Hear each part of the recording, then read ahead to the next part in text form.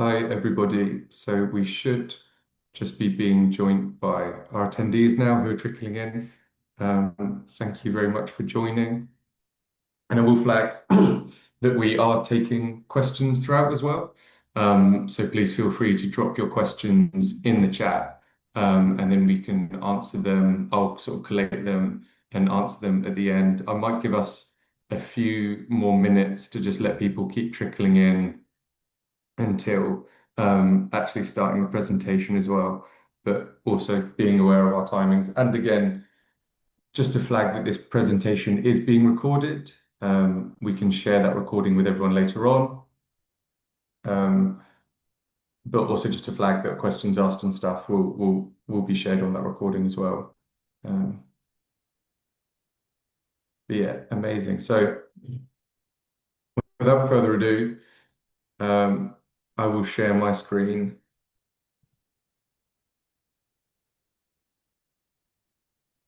and we can start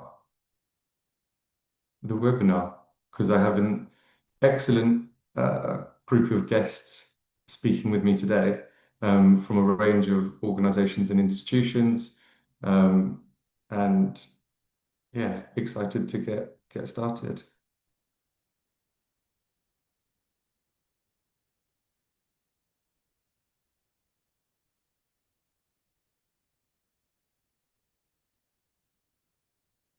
So there we go. And now this is the research that we at More in Common have been doing in partnership, the AKO Storytelling Institute from the University of Arts London.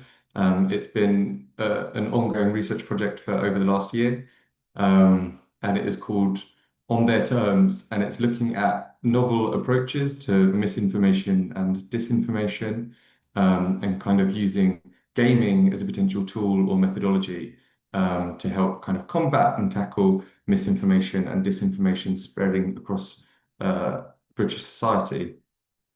And now, before we begin, a good bit of housekeeping is to actually define some of those terms as well. Because obviously, in this space, quite a lot of people use misinformation and disinformation sort of interchangeably. But there's quite an important break between the two of them, with misinformation being inaccurate or false information shared without intent. So sort of people accidentally spreading or sharing falsehoods, versus disinformation, which is the deliberate or sort of manipulative attempt to actually misconstrue fact and fiction. And we think that's just important because a lot of time in the space, and particularly in the media, where we see these things discussed, those two terms are used as one another, but it is quite important from the outset to determine which one it is we're talking about. And as it says here as well, obviously, misinformation isn't necessarily a new thing, but it is becoming, I guess, different in the 21st century because of the role that the internet has to play, the role that digital systems have to play, but also increasingly some of the things that we would have relied on in the past to sort of verify fact and fiction, like, for example, there being a photograph or a video to prove it, becoming harder and harder to rely on than they were maybe, 10, 15, 20 years ago. So from the outset of this project, we wanted to look at people who were the most susceptible to mis or disinformation. Um, and that meant looking at the broad population of the UK as a whole and sort of asking a series of questions through our polling to kind of be able to discern who it was who was particularly at risk of mis or disinformation. And that led us to look at people who are disengaged, people who lack trust, but are also confident in their own ability to discern sort of fact from fiction. And we found that these people are some of the most likely to play video games. And that's not to say that everyone who plays video games falls into this category, but to flag that a lot of the people who say they are highly disengaged, they've fallen out of love with sort of the system, as it were, or the mainstream, they lack trust. So they're far more likely than other Britons to say that they actually don't trust sort of mainstream media outlets or legacy newspapers, but instead are increasingly turning to sort of individual influencers or YouTubers for their news.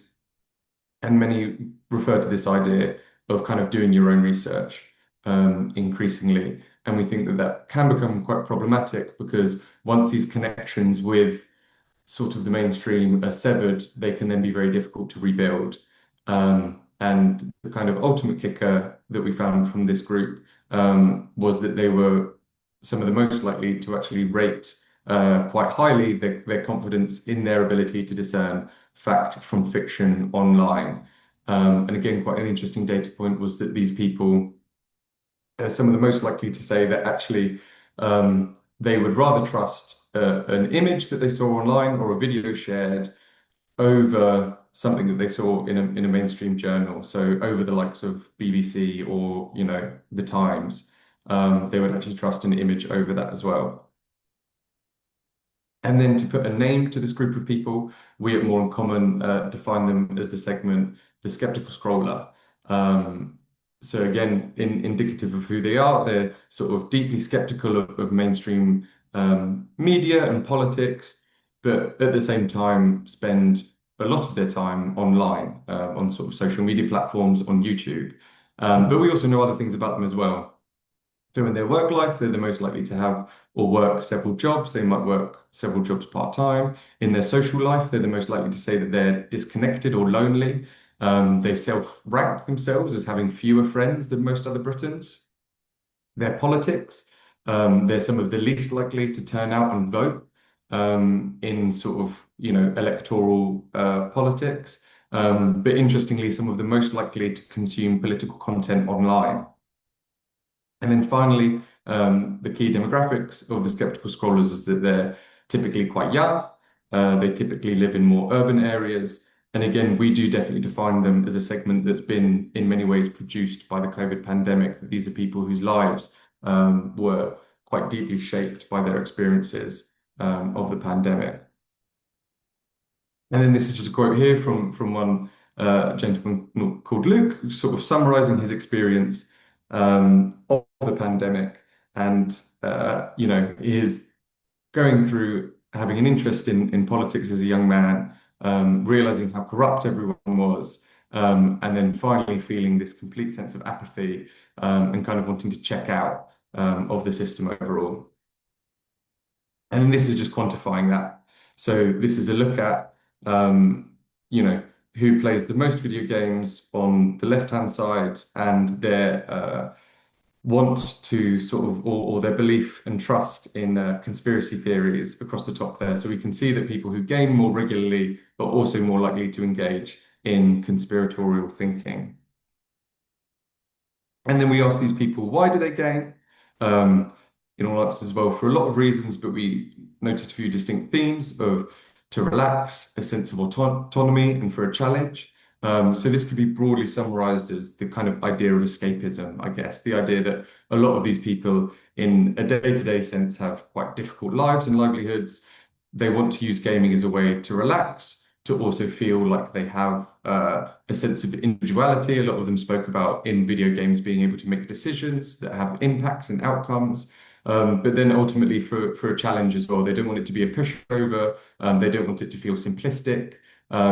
Actually, they want something that's made, made to make them think and made to make them interact with something bigger than themselves. And then this again was just a really nice quote from one of the skeptical scrollers that we spoke to, who he talks about this feeling when you're touching a piece of art that someone's crafted, that someone's made over a long period of time.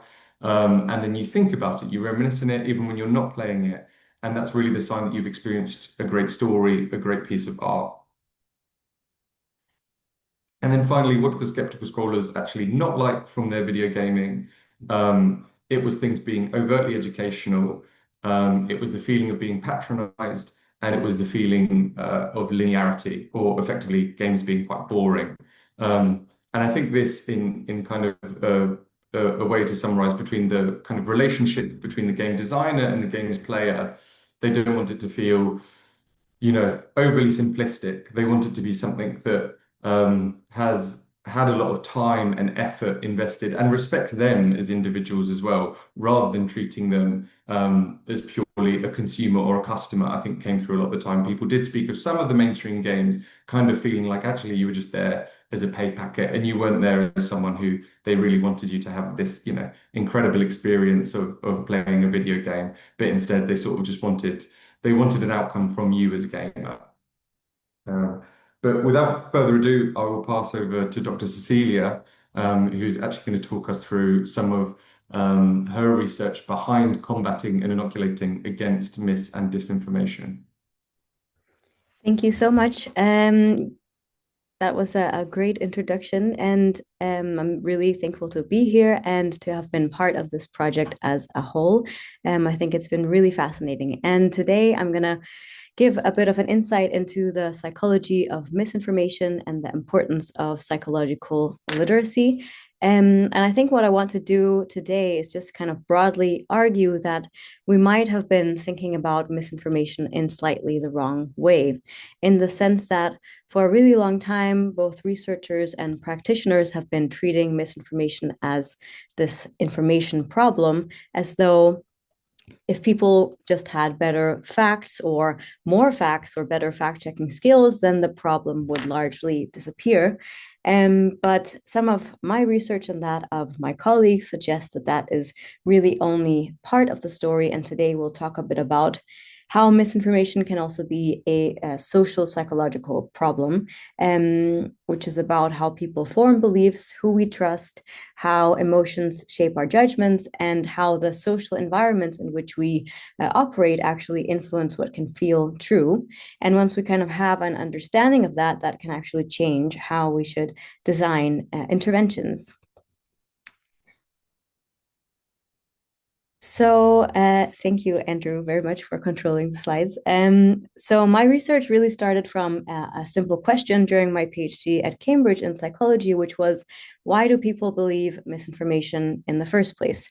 So when I began my PhD, much of the field was really focusing on these individual level deficits, people lacking knowledge, critical thinking, or failing to fact check. And we were kind of developing interventions and games based on that understanding of misinformation.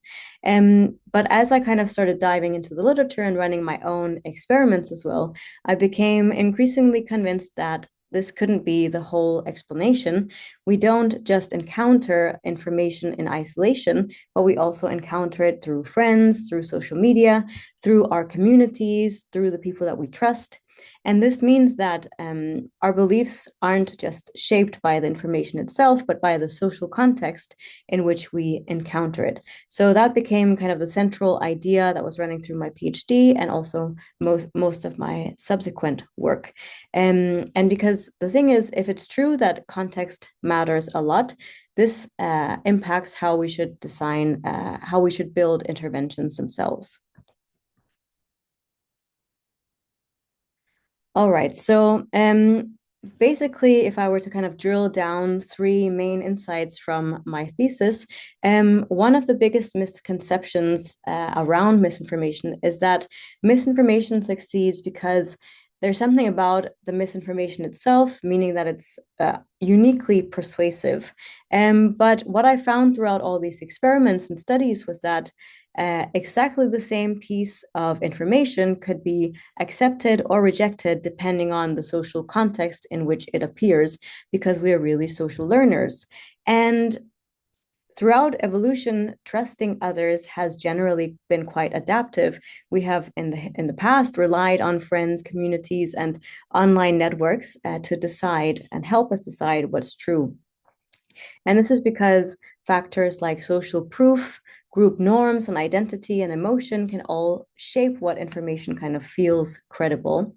And this is why we see, in terms of interventions, that simply correcting facts often has surprisingly small effects, because what you're trying to do is change a belief without changing the social context that supports it.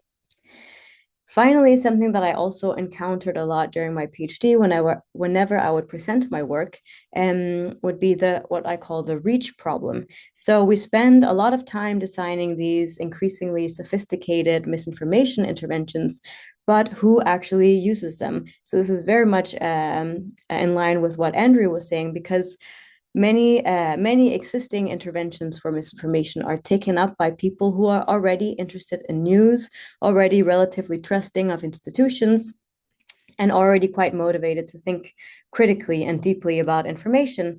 But the people we might most want to reach are often the least likely to seek out media literacy training, fact checking websites, or educational resources.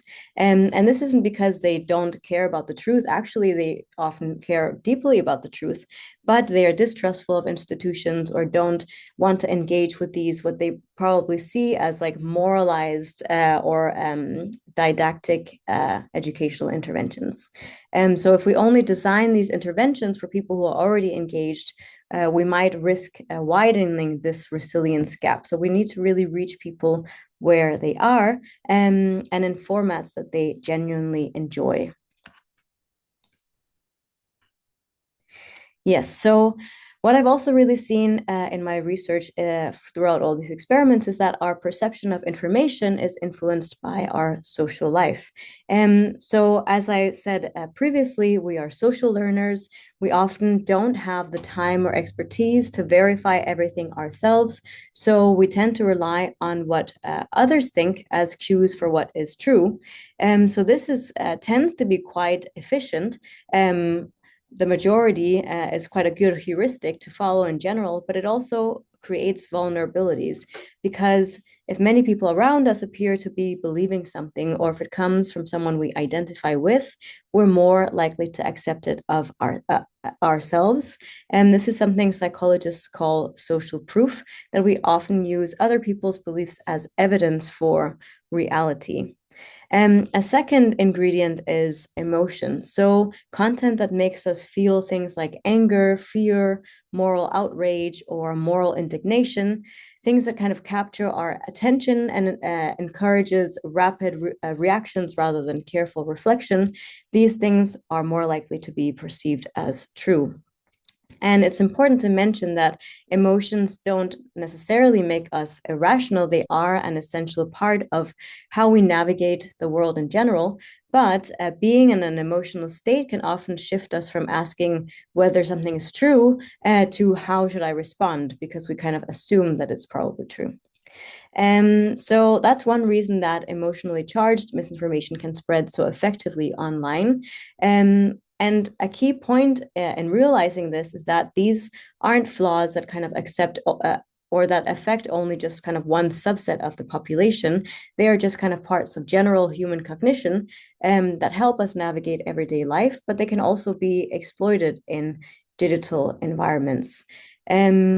Yeah, so if misinformation is fundamentally a psychological problem, then we also need interventions that target psychology, not just facts or every possible fact claim. Um, can you go to the next slide? Thank you. So if I were to kind of distill the research into three main findings, one is that what games can do and interventions can do is help people understand social biases and influence better. In general, we see from the research that people need a better understanding of how other people shape what we believe. So we often all like to think of ourselves as independent thinkers, and we also see this in our research that people can recognize the influence of influence on other people, but they themselves think that they are not susceptible to influence. And actually, simply recognizing those influences can make us less likely to mistake consensus for truth.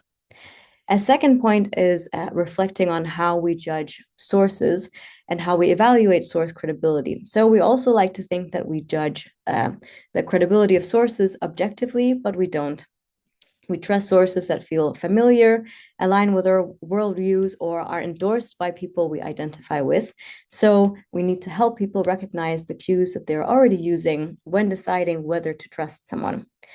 And the final thing is recognizing emotional manipulation. So, recognizing when our emotions themselves are being recruited. And because misinformation doesn't necessarily spread because it's actually rhetorically convincing, but often because we're kind of drawn in emotionally.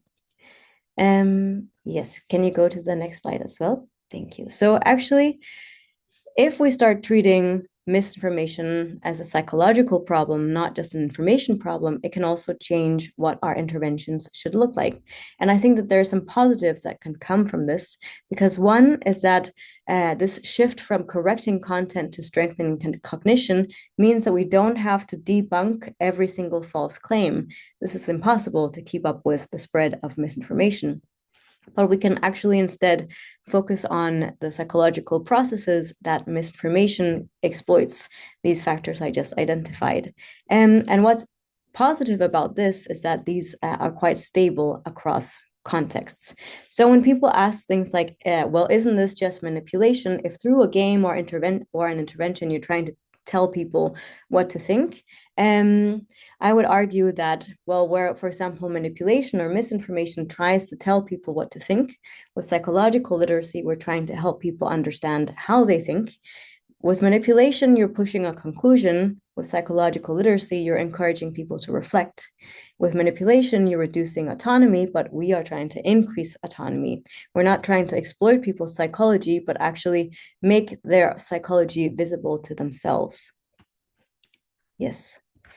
Um, so that's why I've increasingly moved away from talking about misinformation susceptibility. I think now, with a lot of games, and what we've been trying to do in this project as well, is think kind of more broadly about what we might term cognitive sovereignty, which is the ability to maintain agency over how we form beliefs in an increasingly persuasive information environment. Because every day we're exposed to these persuasive technologies such as algorithms, AI, political campaigns, advertising, and all of these factors are competing for our attention, but also for our beliefs. And so cognitive sovereignty and developing that through games and interventions is actually trying to train people to be the authors of their own thinking, despite all these kind of competing influences, not trying to tell them what to think. Yes, so the beauty of games is then this. So I'll leave the other brilliant minds here to tell you much more about the games themselves.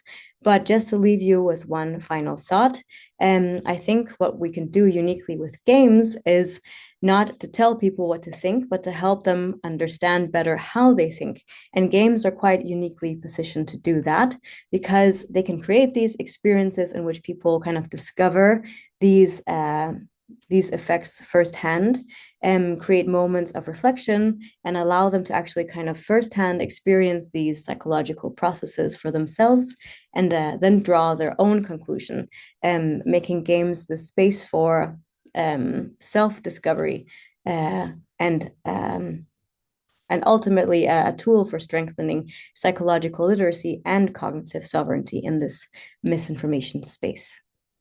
Yes, and I will now hand over to Natasha Freeman. Thanks, Cecilia. Yeah, so we were armed with these audience insights from More in Common, and then these really helpful psychological insights from Cecilia and a colleague, Melissa Basil. And our approach in this project was to bring psychologists together with audience researchers and communications experts and a whole range of game designers working across different game formats and genres to explore what this could open up for game design. And how could we apply this thinking to game design? And very much thinking about not developing games about misinformation, which is what so many of the approaches before had been about, and what most games that are out there in the market at the moment, they're very much games about spotting fake news. We wanted to apply this so that we can move beyond games that were to do with on the nose countering misinformation. So we dug into the big questions around this. We were very conscious of some of the toxicity in the industry, practical challenges in the industry. How would we get the games industry to care? Who's responsible for the mindsets of audiences who play games? And we also were really challenged by this idea that if we were aware from More in Common's research that when we're designing games, we need to design games to have a wide appeal to loads of different audiences, but including the game's players who play the most, who are these particular mindsets that Andrew talked about at the beginning. We needed to be really conscious of not designing games that smacked of being educational, and therefore, how could we balance designing games that were subtle and yet impactful? And how could we actually put some of this thinking into games through mechanics? So that was the challenge of our lab. Um, and we decided to experiment with various approaches that my colleague Mick's going to jump into in a second. But really, our main focus was how could games foster this broad set of interdependent competencies in players rather than lots of the games that have been designed as counter misinformation games in the past being purely about a single skill of assessing information accuracy. How could games actually foster a whole range of different interdependent sets of competencies in players? And how could games facilitate players understanding these socio-emotional influences that Cecilia was speaking about? How could through the gameplay you could learn really subtly to be more aware of your own psychology? Um, One of the main things we were really thinking about as well is obviously avoiding educational games and thinking about games that were ultimately appealing so that you want to play them again and again. And this idea that's come up a lot in the psychology of misinformation is the idea of inoculation, that if you expose people enough, you might be able to carry this thinking into your daily life. And so we were thinking very much about how could these skills be built into games that people want to play habitually, and therefore you could inoculate the people who play them. And if that can flush through loads of different games, you could potentially get impact at scale in this the vast array of people who play a whole range of games. Mick, I'm going to hand over to you, who can talk a bit more about how the game designers actually took this on in the lab. Thanks very much, Natasha. I'm Mick. I run a very small studio called Cold Ever Games. We specialize in information and ethics in our games. We like to give players difficult, often ethical decisions. Um, Before that, I was a teacher at a SEND school for about 7 years, where I headed up our school's prevent duties. We had a lot of students who were very vulnerable to misinformation. So when I was invited to the lab, I felt very confident that I would be able to come up with a cool design to meet the problem. It turns out that most other designers have come up with the exact same design. And as soon as we talked with More in Common, we realized no one wanted to play the game that we'd all designed.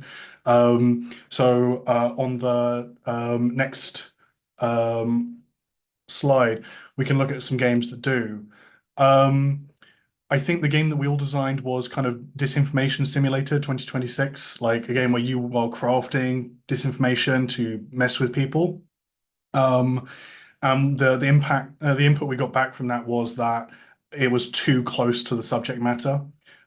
So we started looking at games that address some of these pillars of cognitive serenity in different ways. Before we got to that, I think we looking at the audience research, it was really, really useful to see what games were being played within this group. And there were some initial kind of paradoxes that were very interesting to untangle. So, for example, the point about playing games to relax, but then playing very difficult games, it became very clear that some of the feeling behind that was seeking agency of giving players difficult situations, and but situations that could be overcome through skill, situations that felt fair, unlike maybe some real world situations. But if we go forward with a message and say, here's how the game works, you must play in this way, that can reduce that agency and that feeling of fairness. So it was really about skirting around that idea of direct messaging and looking at how mechanics and story work together to more subtly build skills. We looked at that in three categories. This is the first one, looking at social proof. The example I'll use is Among Us. If anyone's played or hasn't played Among Us, it's very much like Traitors. You're stuck on a spaceship with some little guys in little suits, and one of you is an alien that's murderous, and you have to find out who they are. So on the surface of it, it's very much like a fun game to play around with friends and work out, who's the traitor. But the mechanics of the game are all about social deduction, working out who is telling the truth, who we believe based on who other people believe. And as a player, you can't play the game without experiencing being tricked, without being fooled by the fact that the group thought that this one person was reliable when actually they were the one murdering you all. Um, so it was a really, and all these games in different ways touch on through mechanics the idea of us believing in things because other people are believing them. So they're not necessarily games about or explicitly about disinformation or misinformation, but they hit at the mechanic of understanding how you can be fooled by, or how people can be fooled by, um, the idea of believing in something because other people are. Generally, when we go through these, the effect I think is more credible when it is the person that experiences it, because it's very easy to see a character experience something and then write that off as like, oh, people are stupid and people believe this stuff. If you go through the experience of being fooled, you kind of have to have a moment of introspection about how that happened. Um, on the next slide, we'll look at like judging sources. So these are games that mess around with the rules. They maybe trick you as a player, so you get that experience of having been fooled a little bit, where the mechanics are discovered as you play. The one that I can really speak to is Papers, Please. Papers, Please is a game where you take on the role of a border inspector in an authoritarian regime. And you're inspecting people's papers to work out whether you should let them through, or really whether their papers are correct or not. So it's all about cross-checking information, checking if things are valid, which in itself is a really good mechanic to hit on the idea of comparing sources and saying, are there other sources which agree with this? How am I judging the reliability of this information? And really questioning, what are the mechanisms you have to do that? But the game also gives you information from other characters that you need to decide what to do about for your like personal story. So it's also not just judging other people's information and deciding what happens to them, but people will come and tell you things about, should you take bribes? Should you let this one business person through? Should you support a resistance movement? And then the idea of misinformation becomes not just comparing other people's documents, but comparing what people are telling you. So it really winds that idea through the whole game, and it's a really effective way of looking at how we judge sources. It's very hard to come away from the game without thinking about how you judge sources and what makes you act on that judgment as well, which is very important. Um, the last pillar we looked at was emotional resilience. And these are games that look at how like priming people into an emotional state can make them more susceptible to misinformation, but also how emotions spread through people. And it doesn't have to always directly impact the idea of misinformation and disinformation. So Pandemic, for example, looks at this through a virus or a bacterium spreading through populations and how that spread occurs. We Become What We Behold is a bit more of a niche game. You can see it in the picture here. You take on the role not of a reader of news, but of a photographer. Um, and you are taking photographs of events. As you take photographs of events, the more incendiary and interesting the events are, the more reward the game gives you. But you also see the impact of that in your audience. If you take a photo of the square people and the circle people fighting, they find that very interesting, and then maybe they start to fight a little bit more as well. So it actually puts you in the role of the media effectively, in looking at why media sources might be prone to highlighting certain issues over others, and understanding the mechanisms of that. And again, because it puts you in that position, you kind of have to look back and go, why did I do that? Because the game was rewarding me, the game was giving me points and giving me progress. Was that enough to nudge my behavior? Um, in general, these things all, I think the reason they work well as structures is because they can all be applied separate from the concept of disinformation. You don't have to make a game about disinformation to include these ideas. In fact, it's a good idea not to include them as the subject. So on the next slide, there's some conclusions and takeaways, but I'll go through generally a few key notes. The mechanics are really a great messaging tool, or not messaging tool, but a skills trainer, effectively. Games are all about learning skills, and if you make those skills aligned well with the skills of psychological literacy, then you can have players building those skills. Um, and discovering the skills as they go rather than having the skills imposed on them by the message of the game. And it's also very important to make the game actually fun. If you make the game as an educational tool, one, the people who probably most need it will bounce straight off it. But two, for the inoculation to work, it has to be a repeat experience. People have to want to go back to it and play it a lot because skills take time to develop. So the more entertaining it is, the more effective it will probably be. I think also the fact that there's no one game that does all of these things, and if there shouldn't be one game that does all of these things. There's no silver bullet for this.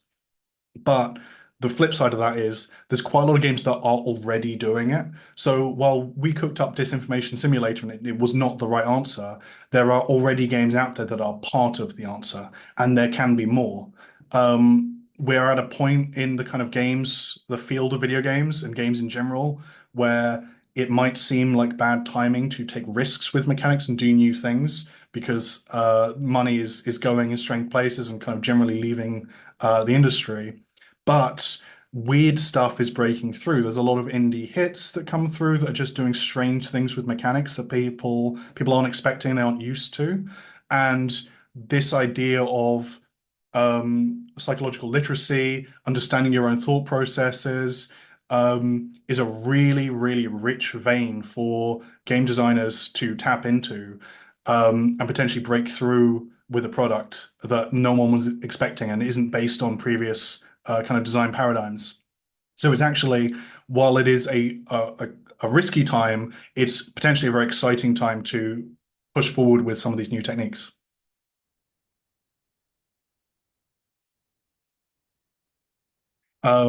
And so you can build up on these blocks of the pillars of psychological literacy um, and and really push through with some new types of games that haven't really been looked at before that potentially will break through. But with that, it's important to note, like again, previous games have covered these ideas, and we don't always need to reinvent the wheel. It's perfectly fine to look at a game like Papers, Please or a game like Among Us and think this did that really, really well, and we should learn from those successes and be aware of the fact that this isn't about whether games can help combat misinformation. It's looking at how they are combating misinformation and accentuating that.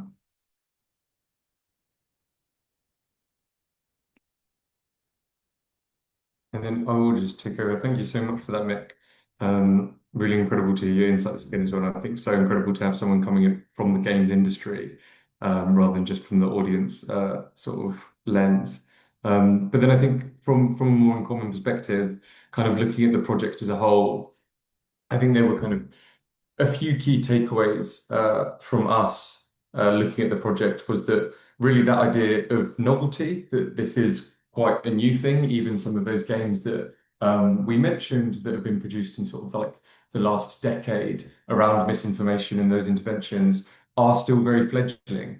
And it feels like even the connections that we began to make at the beginning of this project connecting games designers with audience insights, giving them the space in UAL to kind of interact with psychologists and social scientists was so incredible. And I think it felt empowering in both directions as well, that the games designers were so happy to hear about the audience insights and the sort of mechanics that could be used by psychologists.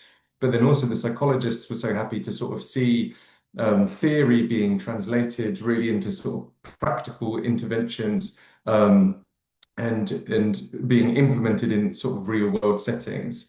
But then also this idea of kind of popularity, that actually some of the games to kind of begin with that were made so specifically around misinformation kind of felt antagonistic with them actually almost reaching their target audience, that when you have people who are so deeply skeptical, already almost becoming detached from the kind of mainstream, they are not the sort of people who would then willingly or on their own kind of pick up a game that is so specifically, as Mick said, kind of on the nose about misinformation. Instead, we need to be thinking about the games that they're already playing, the sorts of media that they're already watching. Where can we meet these people? And again, to Celia's point, sort of not to manipulate, but actually to encourage this feeling of like cognitive sovereignty, which I think is a wonderful term, that like understanding yourself, understanding what might be the sorts of things that actually in the background are making us all more susceptible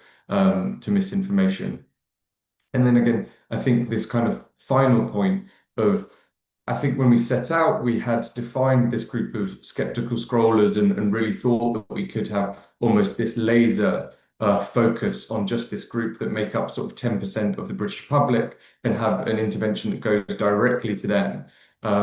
But actually, it's far more complicated than that. And when we were looking at some of the video games that these skeptical scrollers played, what I think was really interesting was actually that they didn't stand out from the crowd of what were just popular video games in the UK in general. And that actually, if you want to find something that these people play, the best thing to do is to create a really good game.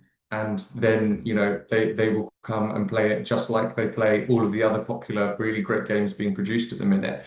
Um, and again, to kind of reflect on this idea of there being almost a distinct divide between creating a game that has meaningful interventions in the misinformation space, or is it a really good game that is like popular and fun to play? And actually, hopefully, this project shows that you can kind of do both at the same time. That some of these mechanics that we can put into video games and gameplay do not have to then necessarily make it a really boring, really linear experience for the players, but instead can actually be something that is enriching, as Mick said, kind of twisting things on its head, have a bit of fun with how you're looking at a game or thinking about it, or how narrators are presented, even. And I think that again shows the strength of working kind of across these disciplines, from psychologists, from social studies, to games developers, finally, to kind of make something that breaks down the idea of it either being good at tackling misinformation or a fun game to play, that actually, if you nail those two things, they can both kind of work in the same direction. Um, but I am just going to pass over to Fran from University Arts London to give us kind of a wider picture of how this fits into the world of arts and misinformation. And then we should have a few minutes for questions and from anyone else as well. So without further ado, Fran. Yeah, thank you, Andrew. And just to say, I'm so delighted about this project. I think it's been a really great example of, I guess, some of the things that we're trying to do at the Storytelling Institute, which is bring together real kind of subject experts, audience insights, and those who are working in the kind of narrative strategy space and with creatives, and kind of see what collaborating and figuring things out together can look like. And I really feel like this presentation kind of shows how it's been a real kind of team effort of everyone working together on quite an equal playing field. So kind of, I guess, in terms of like a general approach, I would really recommend this kind of idea of collaborations with those who've got this deep expertise in misinformation, and a real respect for those who've got craft as well. And yeah, Andrew, as you were saying, we've been kind of working at how storytelling can counter disinformation more broadly for the last 4 years at the Institute, and been seeing kind of similar kind of things cropping up, things like the need for satire and entertainment to be really considered seriously, as well as being used as kind of media literacy or psychological literacy tools, but thinking about how making something really entertaining and appealing and being kind of led by that kind of what creatives understand and automatically know is going to be what people want to engage with is really important. So yeah, satire, interactivity, personalization are all things we've been playing with.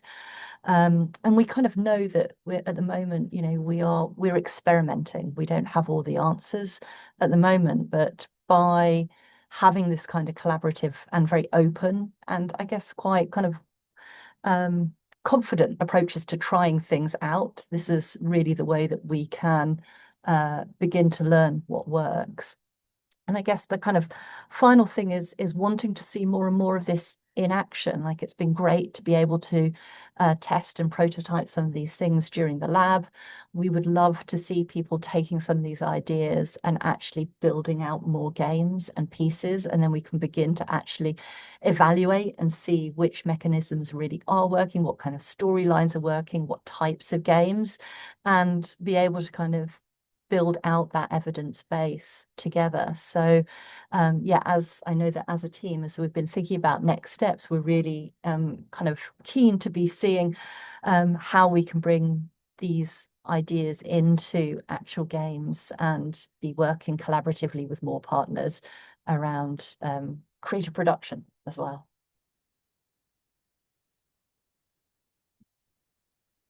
Amazing. Thank you very much, everyone. And if you do have some questions, we do have a little bit of time now as well. I'll just close my screen down so I can then actually see if people are Q&Aing, which I believe they are. So what platforms are these games available on, and are they widely accessible? So I presume that was Mick's discussion. Do you know, Mick, where most of those games are available? Where have they come from? I don't know if you could do sort of like a brief overview of where, to your knowledge, where these games that you mentioned are being developed, who by. That'd be great. Thank you.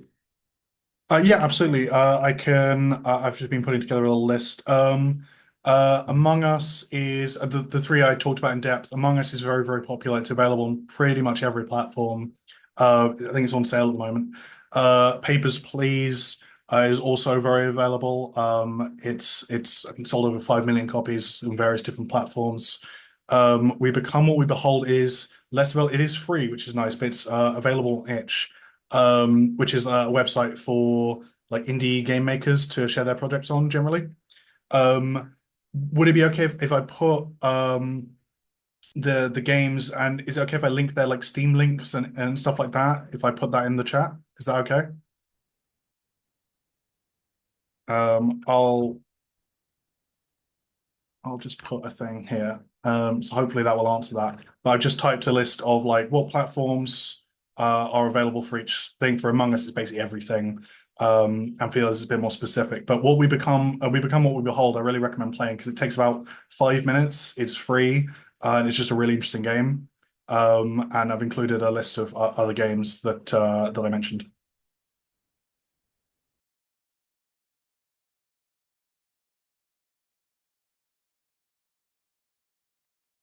Oh, I don't know if we just lost Andrew. Um, we can quickly take some of the other questions we can see here. The toolkit and the report, there's a video toolkit and a report. They'll both end up on our website. I sent links to them in the emails that I was sending around. I know that we'll have your email from this webinar, so we'll make sure that as a follow-up email to everyone who's attended today to make sure you can get all of those online. And yeah, please feel free to share them on. We're interested in more people, learning about the work we've been doing. Peter, that sounds great. We'd love to connect with you. Yes. And this, the funding that we had for our project was very much about whether games could be a tool in countering disinformation, and actually looking at game designers as the amplifiers, that if you can actually get the games industry on board, get game designers behind this whole approach, could you begin to argue a case for this and get more game designers weaving these ideas into a multiplicity of games so you can see a rollout. So we didn't do any evaluation on actual impacts on the players yet, but this is very much the beginning, and we're really hoping that from here we can do, as somebody else has written, more symposium, bring people together. We'd love to do another lab. We need some funding. If anyone's on the call and would like to throw some funding in our direction so that we can keep going with this work, that would always be welcome. There's definitely been an appetite, I think, made visible from this work that actually there are lots more game designers who are interested to try this stuff out. And we're interested in whether there are, and we talked as well, just to say about how the power of the independent game sector is as well in if more independent game designers could be interested in experimenting with some of this thinking and embedding some of these mechanics into games that they've already got in the pipeline or they've already made, but they could then do another version of the game where they weave some of this in more explicitly, where they're actually you can really get traction through the independent games sector before you start worrying about hitting the AAA parts of the industry. So we recognise as well that there's huge potential to engage the independents. So yeah, we'd love to do a next stage lab symposium and help support people to develop this further. And actually, we'd love to convene a roundtable in the autumn as well, because we don't have all the answers for how the games industry is going to take this up. So we want to invite people to be part of that conversation in terms of how do we get the game sector to be more engaged and more interested in going forward. Andrew, welcome back. Thank you very much. Sorry about that. Wi-Fi crashed out there at the prime time. But thank you for handling over. Sorry, Mick, did you want to say something as well? I can see you. Yeah, just on that, I think I feel remiss if I didn't mention there's a board game Mm. called Daybreak, and a designer called Matteo Menapace who helped make it, and he's basically the main designer. If you're interested in games for anything to do with climate information, and you haven't already reached out to him, I think he would be a fantastic person to reach out to. His board game is entirely about climate change, how we can combat it, and about spreading awareness of what works for climate change. It's a really, really good game to look. It's a board game rather than a digital game, but it's really solid and really well researched. I'll pop a link in the chat for that. Yeah, amazing. Sorry if I missed a little bit there as well, but I thought just on that point of did we do any testing of the gaming on sort of the impact on mis and disinformation, that we actually did some of the games that we prototyped, we ran through focus groups and play tested them. And what was interesting was we kind of just asked people vaguely and more in the abstract for their reflections on the games that they were playing, which we, good, bad, what do they enjoy, what do they not enjoy? And what was really interesting was as soon as we told them that these interventions were actually about misinformation, there was almost like this knee-jerk reaction from a lot of the participants of being like, oh, I really didn't want that. I don't want to play games about this. This isn't, suddenly the tide sort of turned against the games. And I think that shows in some ways the difficulty of the task, but almost why a game that does it, as we've mentioned, sort of quite eloquently and subtly, could be so powerful that a lot of these people aren't going to go out and find these novel games and stuff themselves, but instead it needs to be something where the learnings are quite implicit. But I thought that was really interesting in the small rounds of testing that we actually did. We saw it get such a visceral reaction from the group, and I think in some of the early research as well, just getting a sense from these people how little trust they actually had in the mainstream. And maybe just to come in on that as well, in terms of Cecilia's kind of framing around how we think about the skills that are being built around sovereignty rather than around literacy, and really kind of thinking about how we can include this audience and be kind of building things with them, for them, rather than trying to be kind of secretive and put things in the background. I think that the testing has really shown that these are skills that we all need, and that having a kind of psychological sovereignty is like, we shouldn't be ashamed of that, and it's something that we know is interesting to this audience as well. So I think there was a huge learning really in the testing around that as well, in terms of like how we even think about and approach these games. Yeah. So I think unless anyone has any final questions or final reflections, that was amazing. I will do a final plug because I saw after me crashing out on my Wi-Fi, I saw someone ask where the reports are available. So I will do a final plug and say that they're both available on the AKA Storytelling Institute website and on the More Uncommon website, and have a very snazzy video to go alongside it as well that explains it all. And again, is trying to do the thing of kind of making it as clear and as easy, hopefully, for games designers in the future to kind of pick up on some of these mechanisms and use them in the future.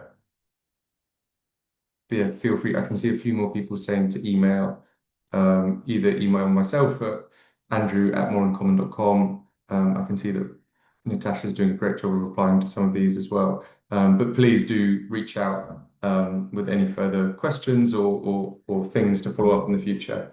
But yeah, thank you very much, everyone. I'll say goodbye. Have a lovely rest of your day.